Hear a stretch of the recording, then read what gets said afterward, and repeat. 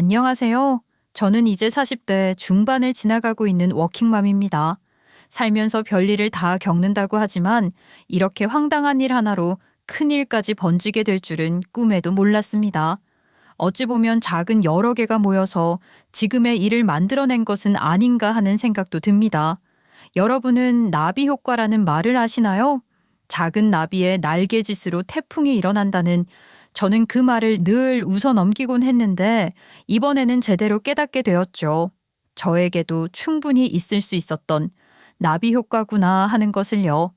여러분들도 비슷한 경험이 있으시다면 한번 속 시원하게 풀어보시는 것도 좋을 것 같습니다. 저는 모든 것을 통달한 뒤 지금까지 오게 되었거든요. 시간이 걸리긴 했지만 누구나 마음 먹으면 충분히 해낼 수 있다는 것을 알게 되었죠. 잡소리가 길었네요. 바로 제 이야기 시작해 보겠습니다.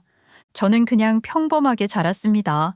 평범하게 일을 하시는 부모님 밑에서 과하게 사랑이나 지원을 받은 것도 아니고, 그렇다고 뭔가 모자란 듯 받은 것도 아니고, 딱 정해진 삶의 루트가 있는 것처럼 그렇게 말입니다. 저는 그냥 주어진 환경에 늘 감사하면서 살았어요.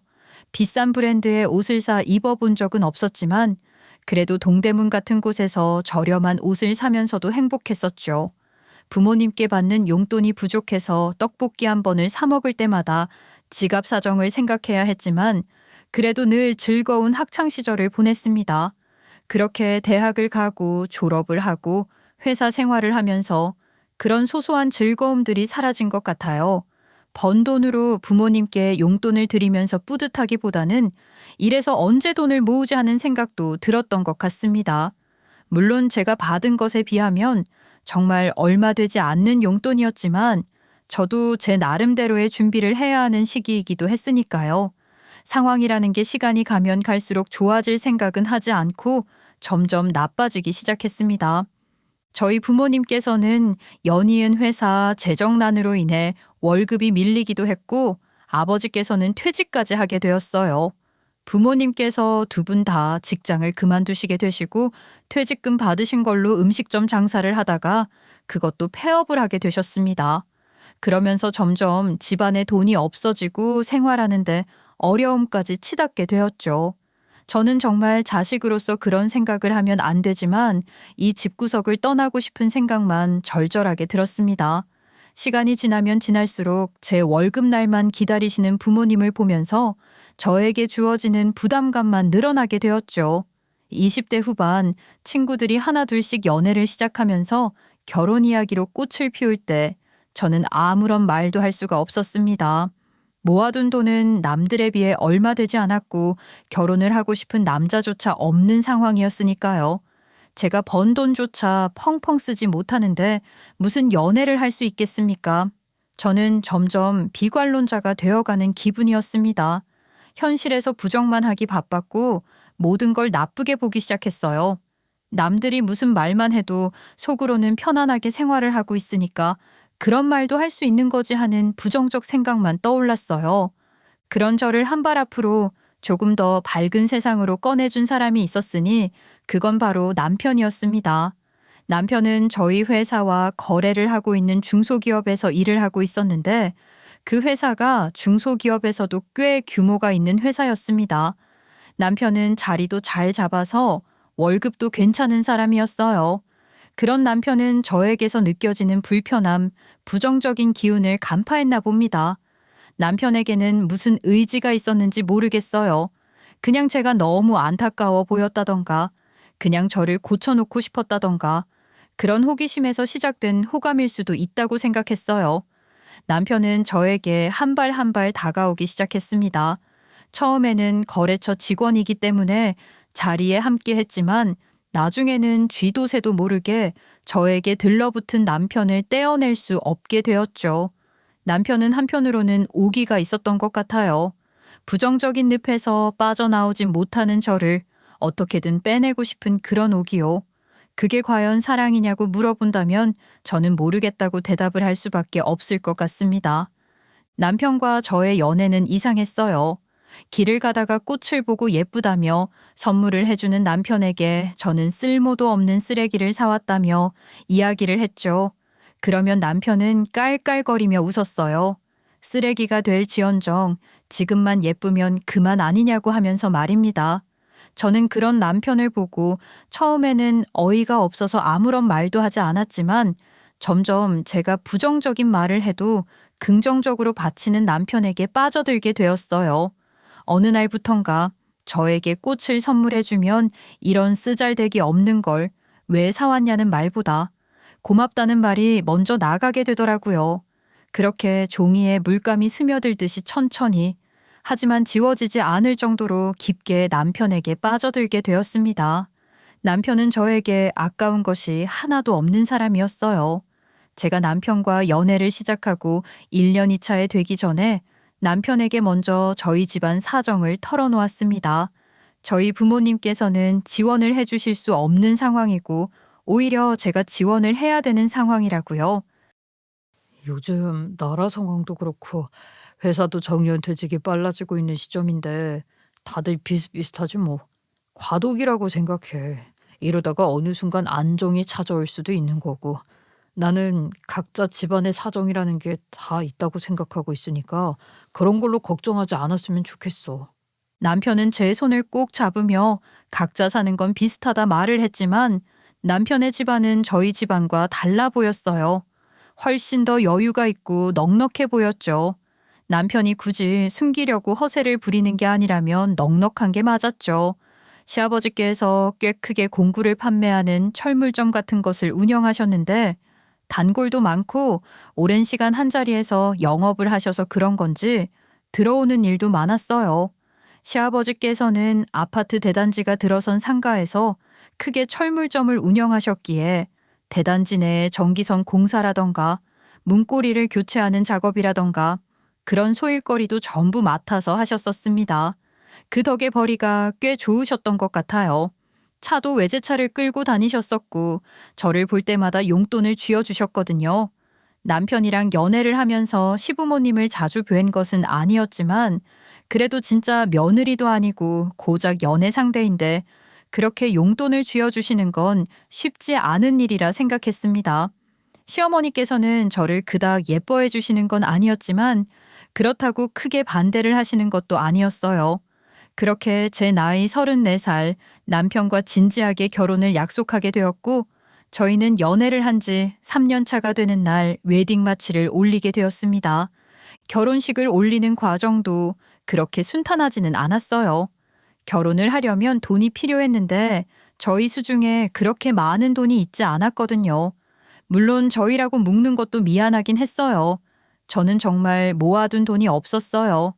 저희 부모님이 알게 모르게 진 빚을 갚아야 했고 결혼을 하고 나면 더욱 더 돈을 마음대로 쓰기 어려울 것 같아서 모아둔 돈을 털어서 다 드렸었거든요. 물론 남편이 동의를 해주기도 했어요. 제가 계속 마음을 쓰고 있었으니 본인이 나서서 빚을 갚는 게 먼저 아니겠냐고 손을 내밀어 주었거든요. 그렇게 가진 것 하나 없이 결혼식을 올리게 되었습니다. 집도 전부 남편이 대출을 받아서 구했어요. 남편이 저보다 회사도 훨씬 좋았기 때문에 대출이 더 잘 나왔거든요. 대신 집은 남편 명의로 얻게 되었지만 불만은 하나도 없었습니다. 오히려 제가 남편에게 고마워해야 할 입장이었으니까요. 결혼식도 솔직히 말하면 조금 부끄럽기도 하고 그런 마음이 들었어요. 저희 측 하객이 많지 않았거든요. 엄마, 청첩장 다 돌린 거 맞아? 사촌들도 다 안 온 것 같고 이렇게 지인이 없었나? 내가 사촌들한테 청첩장을 다 못 돌렸지. 예단을 해줄 수도 없고. 아니 결혼할 때 무슨 돈이 그렇게 들든다니? 적어도 이불 세트는 돌려야 하는데 아유 그런 것도 못 해주고.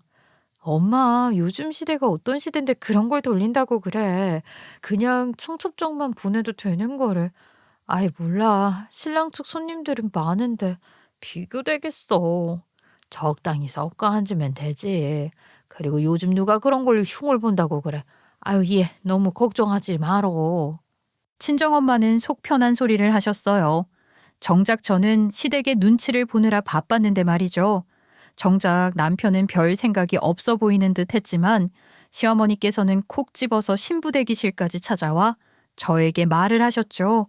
왜 그렇게 손님이 없이 자리가 텅텅 비어 있냐고요.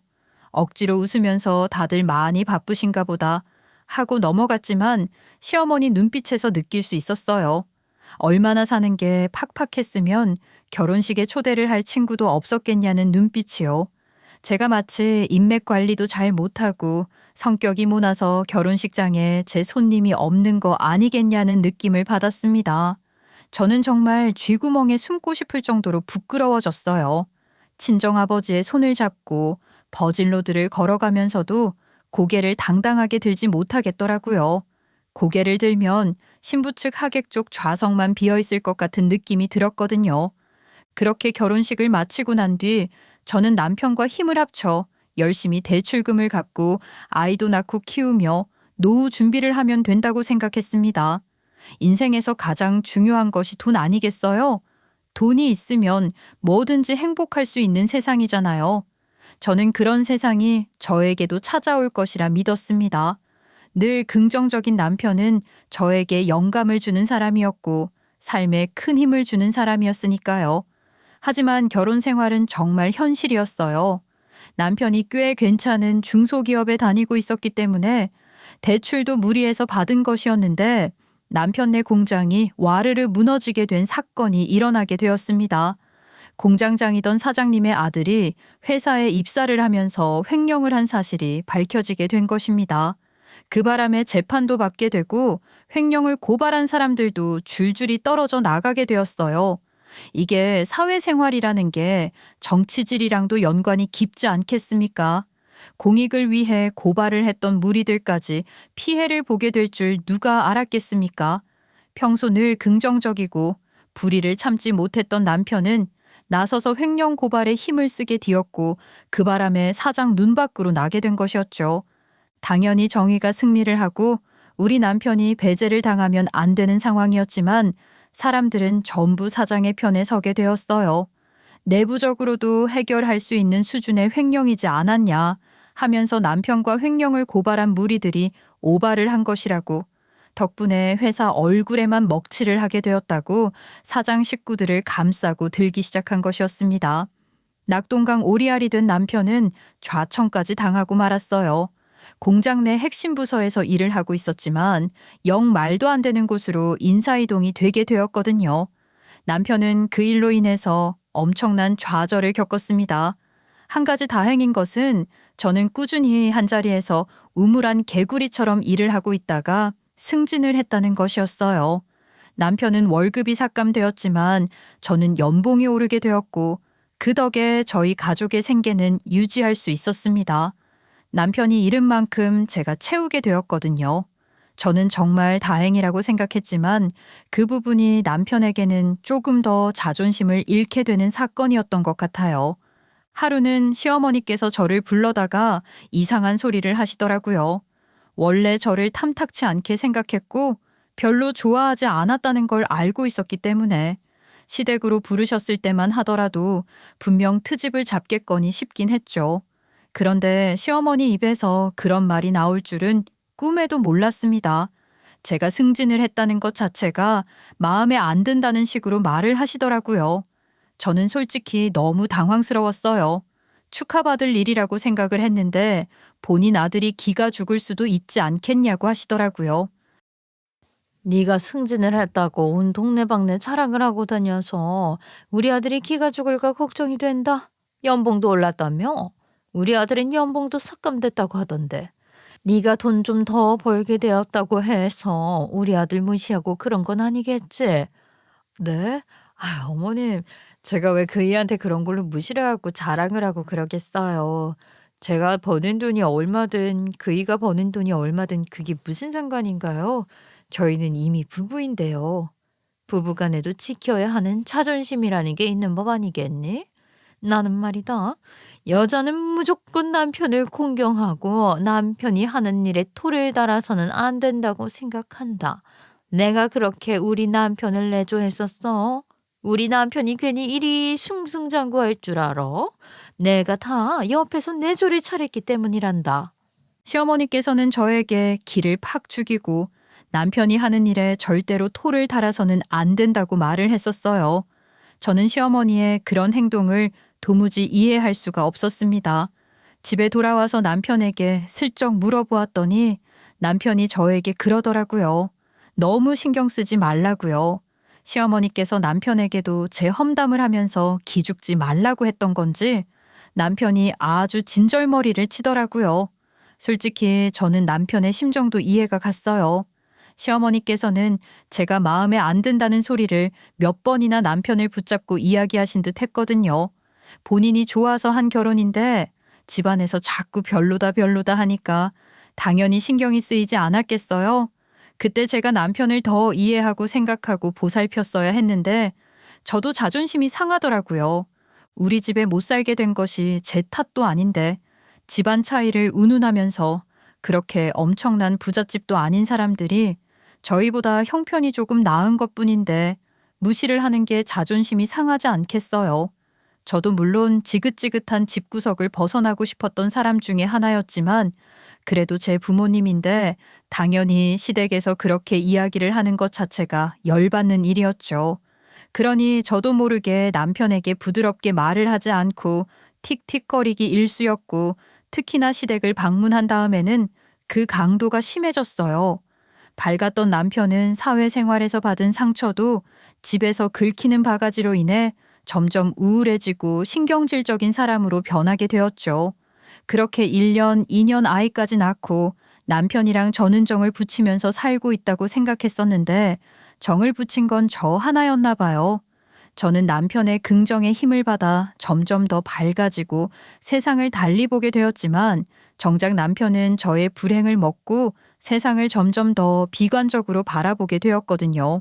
그러다가 결국 남편이 인사이동 이후 3년을 넘기지 못하고 퇴사를 결심하게 되었습니다. 아이, 뭐? 갑자기 퇴사를 하겠다고? 여태까지 잘 버텨와 놓고 왜 그러는 거야? 지금 우리 나이가 40인데 퇴사를 하고 나면 이 나이에 어디 취직을 하려고? 더 이상 이 회사는 비전이 없어. 나를 보면 다들 수군거리기 바쁘고. 아니, 내가 정의로운 일을 한 거지 부정한 일을 한 것도 아니잖아. 횡령을 한 사람을 고발했을 뿐인데. 어쩌다가 이렇게까지 전세가 뒤집히게 된 건지 모르겠다고. 더 이상은 스트레스 받아서 못 다니겠어. 여보, 우리 애들 생각해야지.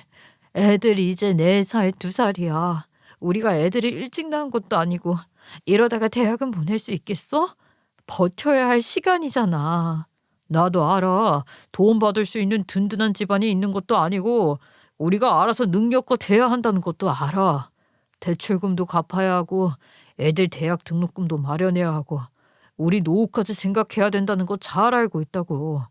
당신은 결혼 후에 승진도 하고 능력도 인정받았을지 모르겠지만 나는 아니라니까. 내 생활이 너무 힘들다고. 남편은 처음으로 저에게 소리를 지르면서 화를 냈습니다. 늘 항상 웃음기가 가득하던 남편이 저렇게 암울해지고 예민한 사람으로 변한 것도 전 모르고 있었어요. 그제서야 남편의 마음을 이해하려 애를 쓰고 남편이 하는 일을 응원해보려 했지만 남편은 이미 너무나도 변해버린 뒤였습니다. 예전에 제 모습과 비슷했어요. 제가 남편의 눈치를 보기 시작하자 남편은 점점 아나무인으로 변하기 시작했습니다. 원래 2다리도 뻗을 수 있는 곳에서나 뻗는 법이잖아요. 제가 남편 눈치를 본다는 것을 알자마자 남편이 저에게 더 막하기 시작한 거죠. 남편은 직장까지 그만두고 새로운 일을 찾아보겠다면서 하루 종일 집구석에 처박혀 있거나 아니면 밖에 나가서 친구들을 만나 술을 마셨어요. 그러던 어느 날이었습니다. 거실에 놓인 이 쓰레기들은 다 뭐야? 어지럽게. 쓰레기라니. 이거 우리 애들 가지고 놀 장난감인데. 내가 동네에 있는 육아지원센터에서 빌려온 것들이야. 그리고 이건 우리 엄마가 사촌네 집에서 가지고 온 애들 옷인데 빨아놓으니까 입힐만한 것 같아서. 애들 옷이 얼마나 한다고 이걸 남한테 얻어와. 장난감 같은 것도 온 동네 사람들이 돌려 쓰는 거면 뭐가 묻어 있을지도 모르는 건데. 왜 이렇게 구질구질하게 살아야 해? 지금 내가 돈도 못 벌어고 취업 준비하는 사람이라고 뭐 대놓고 무시하는 거야? 아니, 왜 말을 그런 식으로 튀어? 우리 엄마가 애들 생각해서 얻어다 준 거고 장난감 같은 건 애들 금방 크니까 이렇게 여러 가지 대여해서 쓰는 게 낫다고 생각한 거지. 정부에서 운영하는 대여 시설인데 소독 같은 건 당연히 잘 해놓지 않았겠어? 빌어먹을 집구석 같으니라고. 아이씨 어딜 가나 나를 무시하는 행동처럼 보인단 말이야. 당신이 혼자 돈 벌어서 대출금 갖고 애들 키운다고 생색내고 싶은 거지? 남편은 자격지심이 강한 사람으로 변절되어 버리고 말았어요. 저도 당연히 지쳐갔습니다. 제가 퇴근 후에 분주하게 저녁 식사를 차리면 밥상에 먹을 것이 없다고 화를 내기 일쑤였고, 꼭 그런 다음 날에는 시어머니께서 전화가 와서 우리 아들이 집에서 놀고 먹는다고 고기 반찬도 안 해주는 거냐고 화를 냈어요. 아니, 어느 가정집 식탁에 매일같이 고기가 올라올 수 있겠습니까?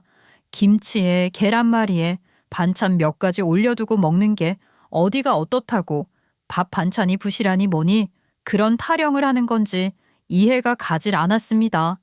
거기다가 제가 친정엄마랑 통화만 하면 남편이 비아냥거리는 겁니다. 도대체 왜 그렇게 전화를 자주 하냐고 하면서 말입니다. 지는 시어머니랑 매일같이 통화를 하고 무슨 일이 있으면 일러 바쳐서 저를 곤란하게 만들면서 저도 엄마가 있는데 왜 통화하는 걸 가지고 뭐라고 하는지 이해를 못 하겠더라고요. 제가 그렇게 큰 잘못을 한 것도 아닌데, 그리고 저희 친정엄마는 사위가 불편할까봐 전화 한 번을 먼저 해본 적이 없으신 분이었어요. 애초에 기운 결혼식을 했다고 생각하시던 친정부모님이셨기 때문에 우리 남편에게 잔소리 한 번을 하신 적이 없었습니다. 오히려 우리 남편이 친정에 어거지로 방문을 해도 귀한 우리 백년 손님 왔다고 없는 살림에 소고기까지 구워주시는 분들이셨어요. 그런 부모님이랑 살갑게 통화도 하고 할 수 있는 것 아니겠어요? 왜 그렇게 못 잡아먹어서 안달인지 정말 아이들만 아니었으면 이혼이라도 하고 싶은 심정이었습니다. 오늘 엄마랑 통화를 좀 했는데 애들 크는 것도 보고 싶다고 그러고 이번 주 주말에 친정에 가서 밥 한 끼 먹고 오려고. 당신도 같이 갈래? 지난번에도 가지 않았어? 근데 친정에 또 가?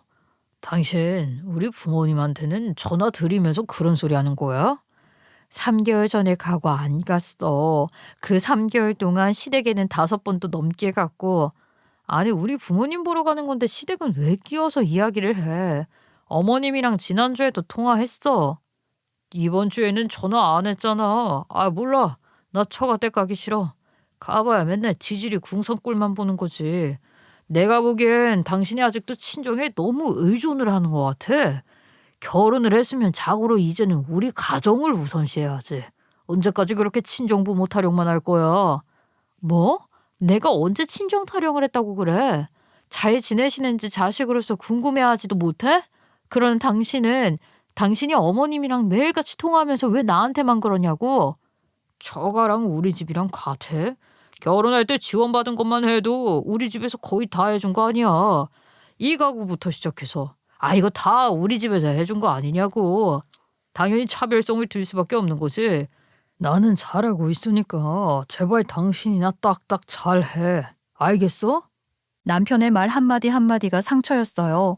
하지만 저는 가진 게 없어서 이혼은 꿈도 꾸지 못했습니다. 집이 남편 명의였잖아요.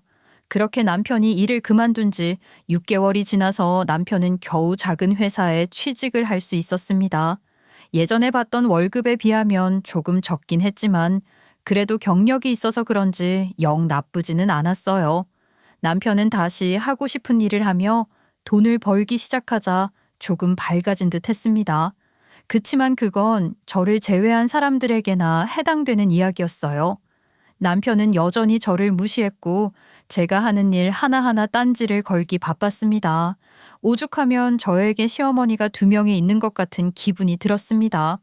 그러던 도중 시아버지께서 급성 심장마비로 돌아가시게 되었어요. 그런데 여기서 아주 충격적인 진실이 드러나게 되었습니다. 시아버지께서 가족들에게는 비밀로 대출을 받았었던 것이 있었던 겁니다. 그것도 아주 예전에 친구에게 보증을 잘 못 써주어서 진 빚 때문에 진 대출이었어요. 시아버지께서 돌아가시기 전까지 어떻게든 빚을 갚아내며 막아내고 계셨던 것 같았는데 시아버지께서 돌아가신 이후에 그 빚이 고스란히 상속되게 된 거죠. 하지만 당장 상속을 포기하게 되면 시부모님께서 살던 집부터 시작해서 외제차며 뭐며 다 날아가게 생겼으니 시어머니께서는 그 빚과 함께 재산을 상속받으시기로 했습니다. 결국 세금 문제도 엮이고 빚까지 있어서 사시던 아파트를 정리하고 아주 작은 빌라로 이사를 가게 되었어요. 그 바람에 가지고 있던 외제차도 전부 팔아버리게 되었죠. 시어머니께서는 불만을 표출하셨습니다. 아니, 그 재산 좀 받겠다고 도대체 팔아준 게 얼마야? 이럴 것 같았으면 다 포기하고 너희들이랑 같이 살 걸 그랬다. 아, 나도 다 늙어서 며느리한테 대접이나 받으면서 살 걸. 엄마, 그래도 상속을 받았으니까 이런 빌라라도 하나 건진 거 아니겠어요? 게다가 연금 나오는 것도 다 받게 되잖아. 그게 엄마한테 훨씬 이득이라니까요. 아유, 모르겠어. 차까지 팔아치워서 돌아다니는 게 얼마나 불편한지 몰라. 그래도 우리 아들이 취직해서 이젠 좀 여유가 있으니 그걸로 만족스럽다. 나중에 우리 아들이 나한테 차 한 대 사주면 되는 거지. 외제차 그거 뭐 얼마나 한다고. 안 그러냐? 네? 저희도 15년 된 차 아직 타고 있는데 외제차가 웬 말이에요. 그럴 돈 있으면 저희 가족 안전하게 타고 다닐 수 있는 차를 바꾸죠. 어머님도 혼자 타고 다니실 건데 소형차 있으면 충분하지 않으실까요? 뭐라고? 외제차만 타고 다니던 나한테 소형차? 아이고, 이게 뭔 소리냐 정말. 마음에 드는 말을 한 번을 안 해야죠. 다른 집 며느리들은 같이 살자고 먼저 생각이 다가오는데 우리 집 며느리는 그런 말 한 번을 안 하는 것도 나 서운했다. 그런데 이제는 나한테 차 가지고 뭐라고 하는 거니? 해도 너무하는 거 아니야? 어머님, 솔직하게 한마디 해도 될까요? 어머님께서 매번 저를 볼 때마다 타박하고 예쁘다 잘한다 소리 한 번을 안 해주시는데 제가 어머님이랑 같이 살고 싶겠어요? 그리고 형편이라는 게 있잖아요. 아버님이 살아계실 때야 외제차를 타고 다니는 것에 부담이 없으셨을 수도 있죠. 근데 지금은 유지를 어떻게 하시려고요? 보험비부터 시작해서 외제차 기름도 많이 먹고 관리도 힘든데 그걸 어머님이 혼자 하실 수 있으세요? 평소 같았으면 내내 하고 아무 소리 안 했을 며느리가 정색을 하고 달려드니 시어머니께서도 남편도 당황을 한 눈치였습니다. 저도 정말 참을 만큼 참았다고 생각했어요. 제가 그렇게 팩트를 딱딱 꽂아버리니까 시어머니께서 찍소리도 못 하시더라고요. 참는 것이 능사는 아니구나 싶었죠. 하지만 그 자리에서는 당황해서 아무 말도 하지 못했던 남편 놈이 집에 와서는 난리를 치더라고요. 지금 내 능력 무시하는 거야? 내가 외제차인데 못 사드릴 것 같아서 허덕일 것 같아서? 어떻게 우리 어머니 앞에서 그딴 소리를 할 수가 있어. 아들 무시당하는 걸 세상에서 제일 싫어하시는 어머니인데 대놓고 무시를 당했으니 얼마나 속상하시겠냐 이 말이야. 속상한다고 해서 없는 형편에 무리해서 외제차를 해드리는 건 더더욱 아니지 않겠어? 당신이 돈 다시 벌어오는 거야 감사할 일이지. 근데 이젠 정말 우리 애들 교육비 지원도 탄탄하게 해줘야 하고 대학 등록금도 생각해야 돼. 언제 우리가 정년이 찾아올지 모르는 일인데 돈도 안 모으고 있는 돈 다 쓰면서 살 거야? 우리 아직 대출금도 남아있잖아. 남편은 씩씩거리면서도 반박을 하지 못했어요. 제가 하는 말이 다 사실인데 무슨 말을 할 수 있겠어요. 그 뒤로 오히려 남편과 부딪히는 일은 줄어들게 되었습니다. 남편이 저랑 말을 섞길 거부했거든요. 물론 저도 남편을 달래가면서 화를 한다거나 남편에게 고개를 숙인다거나 하고 싶은 마음이 없었고요. 살다 보니까 잘 맞는 구석이 많다고 생각했는데 안 맞는 구석이 더 많더라고요. 친정에 가는 것도 말이죠. 원래는 하나하나 보고하고 남편에게 같이 가겠냐고 물어보고 가곤 했는데 이제는 그럴 필요가 없겠구나 하는 생각이 들었습니다. 어차피 제가 간다고 해봐야 좋아하지도 않을 거고 같이 가겠다는 소리는 더더욱 안 할 놈인데 제가 굳이 제 기분 상해가면서 남편이랑 같이 가야 할 이유를 못 찾는 거죠. 그래서 애들만 데리고 혼자 친정에 왔다 갔다 했습니다. 제가 혼자 왔다 갔다 하니까 저희 부모님께서는 걱정이 되셨나 봐요. 제가 남편이랑 사이가 안 좋은 건 아닌지 혹시 어디서 구박을 받는 건 아닌지 싶으셨겠죠. 물론 그게 전부 사실이었지만 저는 일부러 더욱더 괜찮은 척을 했습니다. 나이가 70대이신데 제가 굳이 걱정거리를 늘릴 필요가 있겠어요? 저는 없다고 생각했어요. 저희 부모님께서는 끝까지 제가 대접받고 산다고 생각하시는 게 제가 더 효도하는 일이라고 생각했습니다. 친정에서 밥을 다 먹고 집에 가려고 하는데 저희 둘째 아이가 계속 어지럽다 속이 안 좋다 하더니만 제 옷에다가 토를 하고 만 것입니다. 어머나 이를 어쩌냐. 너 버스 타고 집에 가야 하는 거 아니니? 일단 씻고 내 옷으로 갈아입기라도 해라. 아유 차라리 다행이네. 버스에서 토했으면 큰일 날 뻔했다. 엄마 그러면 옷 한 벌만 빌려줘요. 내가 잘 입고 나중에 세탁 깨끗하게 해서 돌려줄게. 그래 그래. 천천히 줘도 되니까 아무거나 가져다 입어라. 그래도 좀 멀쩡한 옷이 있어야 할 텐데 말이야. 친정엄마의 옷을 빌려 입기로 하고 일단 씻었죠. 토가 묻은 옷을 그대로 입고 대중교통을 탈 수 없지 않겠어요? 그렇게 씻고 나오니까 얼굴이 당기더라고요. 아무래도 나이가 들다 보니까 수분감이 부족해서 그런 건지 바로 얼굴에 로션 같은 걸 바르지 않으면 건조해져서 따갑기까지 했어요. 친정엄마께 로션 없냐고 물어보니까 엄마가 마침 좋은 크림이 생겼다면서 얼굴에 발라보라고 하시더라고요. 그러면서 화장대 서랍 안에서 무슨 지퍼백 같은 걸 꺼내오시는데 그 안에 화장품 샘플이 가득 들어있는 겁니다. 엄마 이게 웬 샘플이야? 엄마 친구 딸이 화장품 방문 판매하잖아. 이렇게 샘플만 모아서 팔기도 하더라. 용량은 정품 용량이랑 똑같은데 샘플이라서 엄청 싸게 팔어. 내가 이럴 때 아니면 언제 이렇게 비싼 화장품을 써보겠냐. 아이고, 너도 팍팍 발라. 그 나이에 피부 관리 잘해야 덜 늙어 보인다고 하더라. 그러면서 샘플 하나를 뜯어서 손바닥에 쭉 짜주시는데 이상하게 왈칵 눈물이 날 것 같은 거예요. 돈 한 푼 아껴보시겠다고 화장품 정품을 사용하지 못하고 샘플을 사서 쓰신다는 게 더 마음이 아팠던 것은 엄마는 이 샘플 하나를 뜯어서 3번에 나누어 사용을 하신다는데 저한테는 듬뿍 바르라면서 한 팩을 다 짜주셨다는 것이었습니다.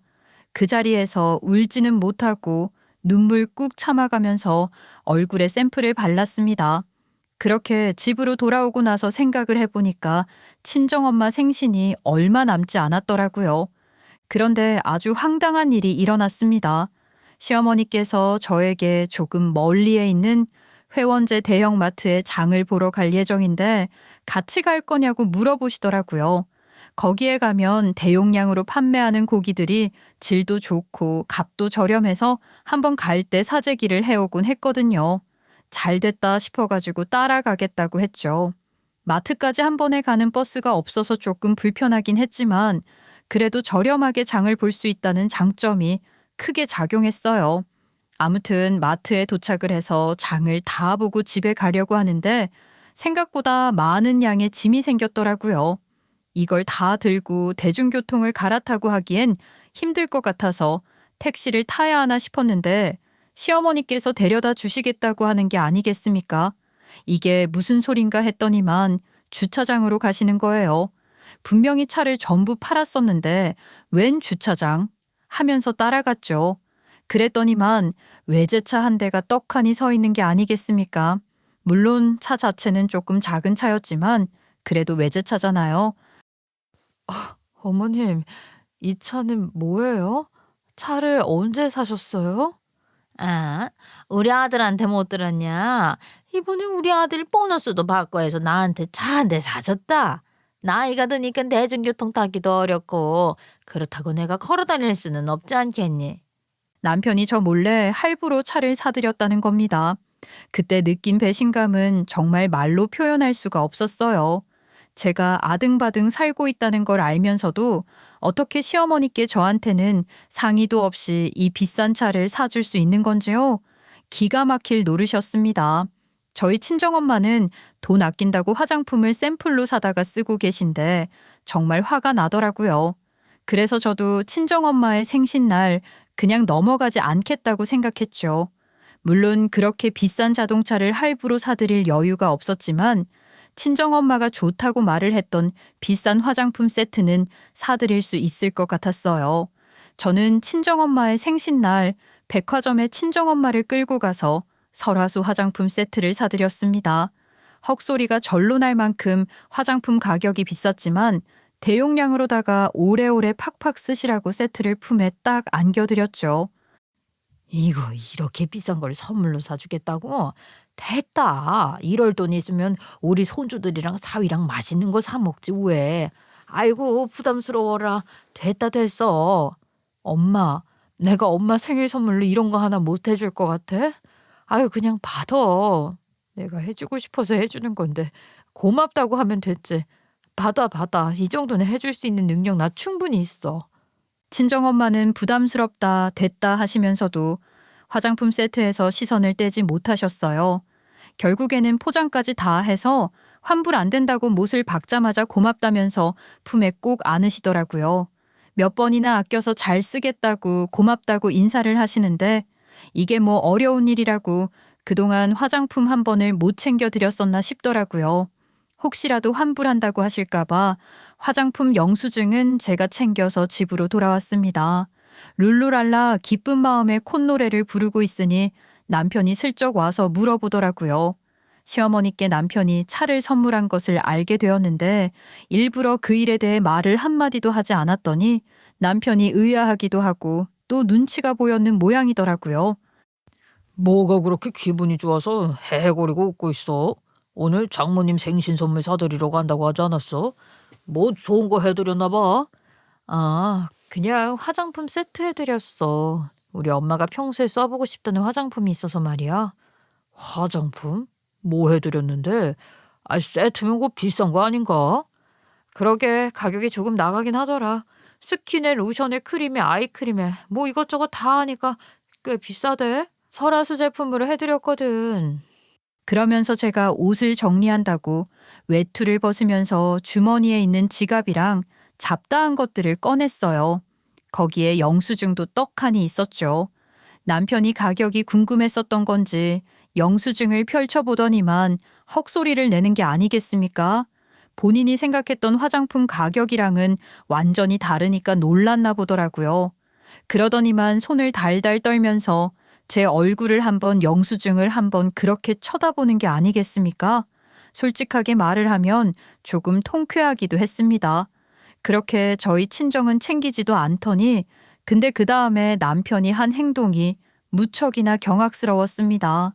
남편이 갑자기 제 지갑에서 유일하게 있는 신용카드를 딱 꺼내더니만 주방에서 가위를 가지고 와서 신용카드를 딱 반으로 잘라버리는 게 아니겠습니까? 지금 뭐 하는 거야?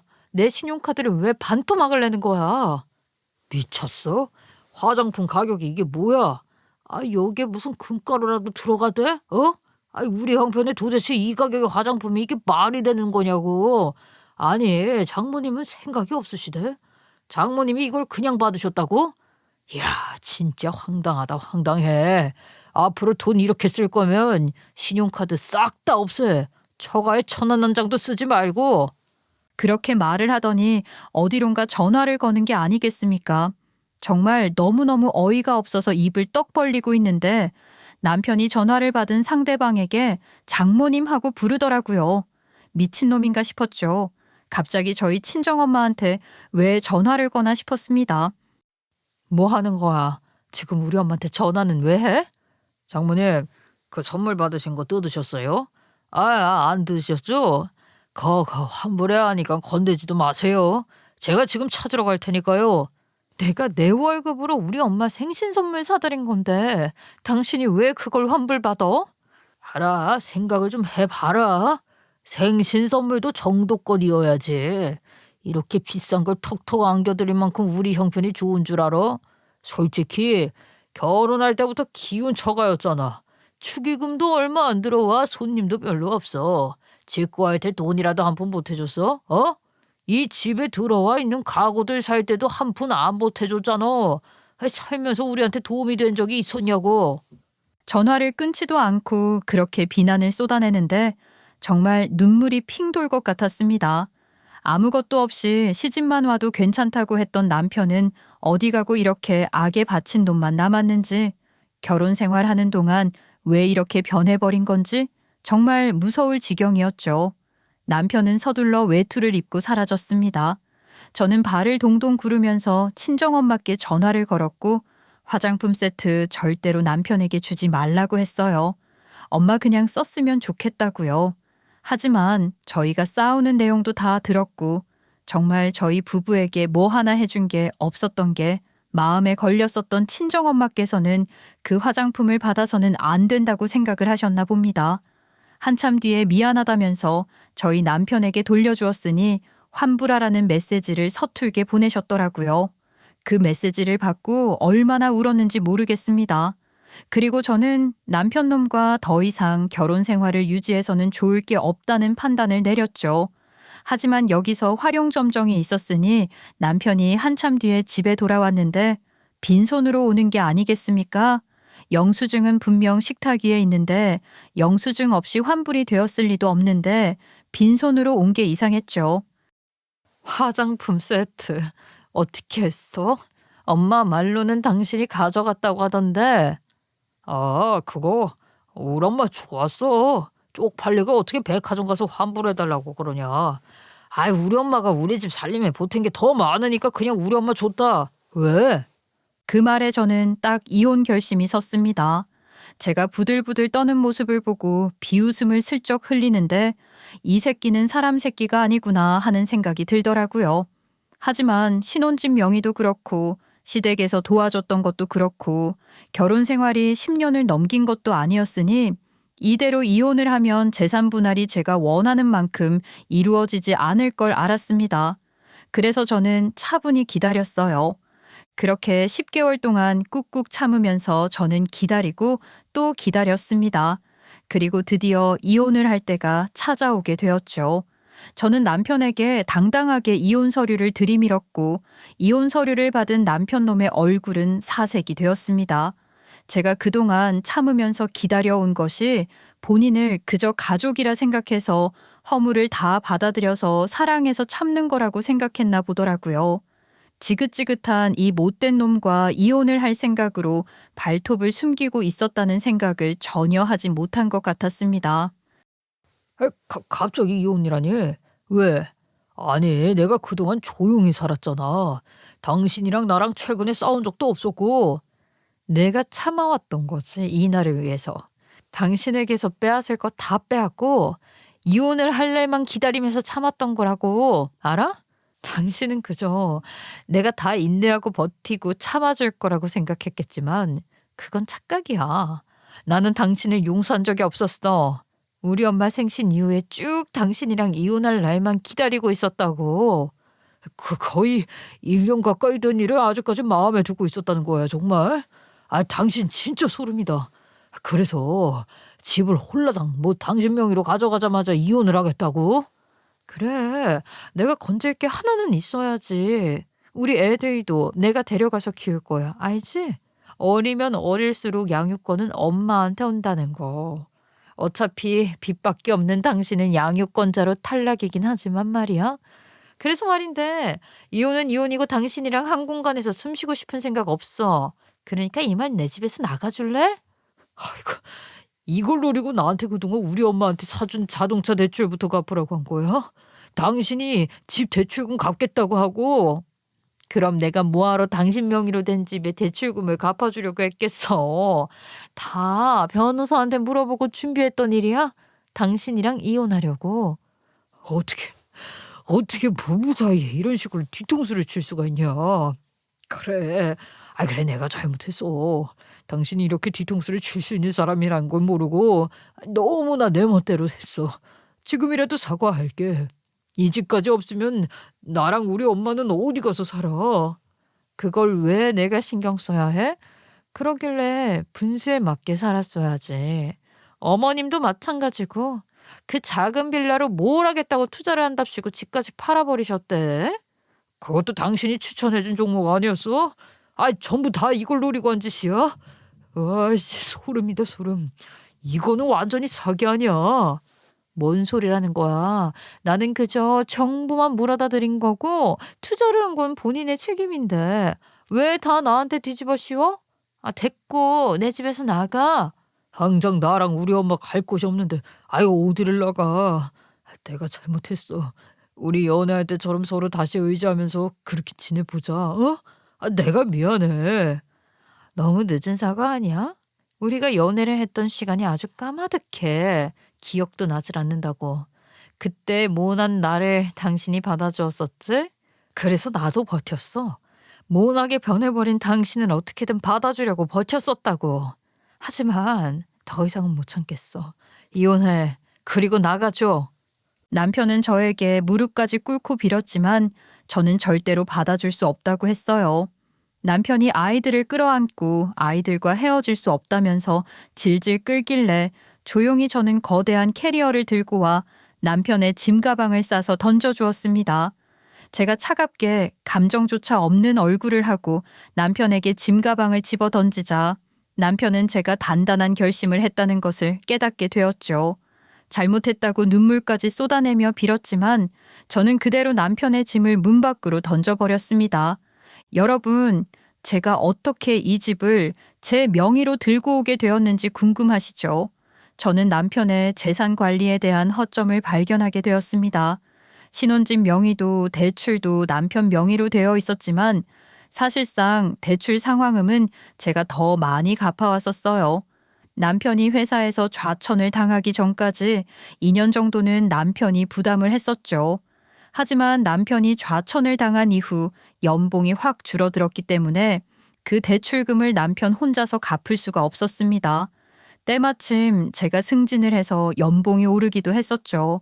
그래서 제가 부담을 하고 있었어요.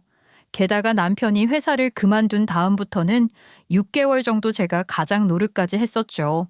그때 대출금의 100%를 제가 부담하고 있었고 생활비도 100% 제가 부담하고 있었는데 이게 아주 크게 작용을 하게 되었어요. 그 이후 남편이 취직을 하게 되었지만 대출금을 남편 혼자 갚지 않았죠. 이로 인해 제가 법적 권리를 주장할 수 있는 상황이 되었습니다. 거기다가 시어머니께 차를 사드리면서 일이 아주 쉽게 풀리게 되었습니다. 시어머니의 욕심 때문에 외제차를 할부로 구매하게 되면서 어찌됐든 할부금을 갚아나가야 하는 상황이 되었잖아요. 그런데 이 할부금을 갚지 않으면 남편의 신용카드도 정지가 되는 상황이었어요. 일단 신용카드가 정지가 되면 남편이 당장 생활하기 어려웠기 때문에 남편은 우선적으로 차값을 갚기 시작했어요. 차값도 한두 푼이겠어요? 매달 큰 금액이 쏟아져 나가기 시작했죠. 남편이 자동차 할부금과 대출 상환금을 동시에 갚아야 하는 상황에서 저는 남편의 재정 상황을 악화시켜 집 명의를 되찾아오겠다는 계획을 세우게 되었습니다. 이혼을 결심하고 변호사를 찾아가지 않았다면 아마 생각도 못했을 겁니다. 저는 일부러 남편에게 시어머니에게 필요한 것들을 팍팍 사드리라고 부추겼어요. 남편은 제가 시어머니 댁에 안마의자도 놓아드리자 가구도 조금 바꿔드리자 하면서 시어머니를 챙기니까 제가 드디어 구질구질한 친정을 버리고 시어머니만 챙기는 며느리가 된 줄 알고 본인의 뜻대로 굴러간다고 생각을 했던 것 같습니다. 저는 일부러 남편이 돈을 더 쓰게 만들어서 재정적으로 버티지 못하고 신혼집 대출 상환금을 갚는 것을 우선순위에서 밀리게 만들었어요. 어차피 남편 입장에서는 제가 갚으면 된다고 생각했을 테니까요. 하지만 저는 일부러 돈이 있어도 대출금을 갚지 않았고 이로 인해 대출 연체가 발생하게 만들었습니다. 그리고 시어머니께 은근히 정보를 흘렸어요. 아주 좋은 투자 자리가 있는데 돈만 있으면 냅다 들어가고 싶다고요. 그리고 남편에게는 슬쩍 요즘은 일부러 어르신들 모시고 산다고 하던데 우리 시어머니도 혼자 살면 외로우시겠다 하면서 합가할 의지가 있는 것처럼 말을 흘렸습니다. 시어머니는 집을 팔아서라도 투자를 하고 싶어 하셨고 저는 합가에 긍정적이라는 듯이 말을 하니까 둘 다 옳다구나 싶었던 거겠죠. 시어머니 집을 팔아서 투자를 해서 돈을 불리고 합가를 할 생각을 했던 것입니다. 그게 전부 제가 세운 계획이라는 것도 모르고 말입니다. 남편은 제가 대출금을 갚는 줄 알았겠지만 몇 개월 뒤 집으로 대출 상환금 연체 경고가 날아오게 되었고 연체가 계속되면서 법적 경고, 그러니까 압류를 한다는 경고가 나오게 되었던 것입니다. 남편은 차 할부금과 대출금을 동시에 갚을 돈이 없었고 집이 경매 위험에 처하게 된 것입니다. 그 지경까지 이르자 남편은 멘탈이 날아간 사람처럼 아무것도 하지 못하고 발만 동동 구르게 되었어요. 당장 시어머니는 집을 팔아서 투자를 시작해버리셨고 저희 집으로 모시자는 식으로 말이 오고 가고 있었는데 집이 사라지면 저희 가족은 어디 가서 지내야 한다는 건지 남편은 아예 생각이 멈춰버린 사람처럼 멍하니 있더라고요. 그때 제가 딱 남편에게 손을 내밀었죠. 당신 대출금 못 갚지? 내가 갚을게. 그러니까 집 명의 내 명의로 돌려줬으면 좋겠어. 어차피 대출금 상환 내가 하는 건데 그 정도는 해도 되지 않아? 집 명의가 누구 것인지가 뭐가 중요하겠어? 당장 경매에 넘어가지 않는 게 중요한 거지. 그렇게 정신이 없는 인간에게 손을 내밀었더니만 제 손을 덥석 잡더라고요. 제가 무슨 생각을 하는지도 모르면서 고맙다는 말만 몇 번을 뱉은 건지요. 저는 웃으면서 남편에게 아무런 걱정을 하지 말라고 했어요. 진짜 지옥은 이제부터 시작인데 벌써 웃어버리면 곤란하지 않겠습니까? 제가 어떤 심정으로 그동안 이를 악물고 발톱을 숨겨가면서 버텼는데요. 오직 이 뒤통수 칠 날 하루, 딱 하루만 기다리면서 버틴 것이 아니겠습니까? 저는 드디어 집 명의가 제 명의로 바뀌자 속으로 쾌재를 불렀습니다. 제 명의로 변경한 집에 대출금을 갚고 완전히 제 소유로 만들어버렸죠. 모든 절차가 끝이 나고 다시 평화를 되찾았을 때 남편에게 당당하게 이혼 서류를 내밀게 된 것입니다. 저는 이미 변호사와 모든 준비를 끝낸 상태였고 혼인 파탄의 책임이라는 게 남편과 저에게 사사건건 시비를 걸던 시어머니께 있다는 자료까지 전부 준비를 했습니다. 남편 놈이 설화수 세트를 빼앗아 시어머니께 드린 것까지 전부 다 말입니다. 그것도 시어머니께서 먼저 저에게 문자 메시지로 약을 올렸기 때문에 가능한 것이었어요. 우리 아들이 나에게 선물이라고 설화수 화장품 세트를 줬다고, 그거 너네 친정엄마 선물이었다며 하면서 보낸 메시지가 결정적이었죠. 내가 얼마나 큰 실수를 저질렀는지 잘 알겠어.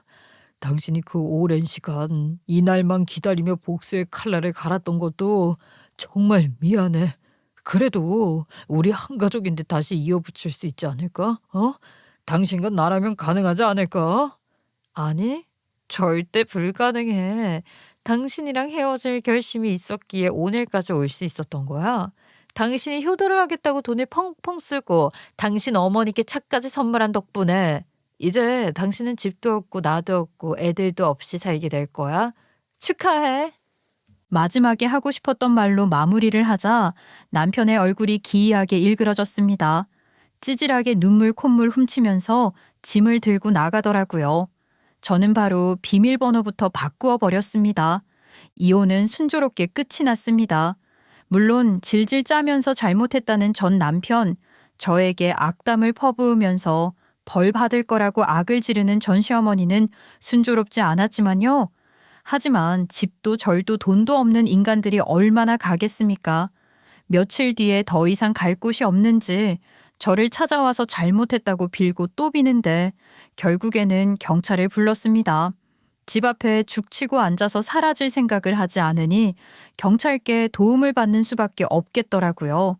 저는 결국 이 집에 버티고 있어봐야 저 인간들만 찾아오겠구나 싶어서 집을 금매로 팔았습니다. 딱히 손해는 아니었어요. 그리고 저희 친정부모님의 전세금까지 빼서 온 가족이 다 같이 살 수 있는 지은 지는 좀 됐지만 내부가 깨끗한 아파트 하나를 얻었습니다. 저희 친정부모님 늘 다세대 주택에서만 살다가 아파트로는 처음 이사를 와보신 거라 그런지 무척이나 좋아하시더라고요. 지금은 친정엄마와 함께 설화수 샘플을 나눠 쓰고 있지만 저희도 더 넉넉해지면 정품 세트 하나쯤은 사서 쓸 수 있지 않을까요? 제가 번 돈으로 온 가족이 생활을 해야 한다는 게 조금 빡빡하긴 하지만 언젠가는 저희 가족에게도 여유가 생길 날이 올 거라 생각합니다. 쥐구멍에도 볕들 날이 있는 법이잖아요. 전 남편과 전 시어머니는 가진 돈 탈탈 털리고 지금은 어디 월세로 전전하면서 살고 있다고 하는데 그 와중에도 그 외제차는 포기 못했다고 하더라고요. 카푸어도 아니고 언제 철이 들지 모르겠지만 이제는 남이니 신경 안 쓰려고 합니다. 여러분, 제 이야기 끝까지 들어주셔서 감사합니다. 중간에 답답했던 점도 있으셨겠지만 결과적으로 통쾌한 복수를 했으니 저도 나름 잘 한 거겠죠? 여러분들의 소중한 칭찬을 기다리며 사연을 마치겠습니다. 감사합니다.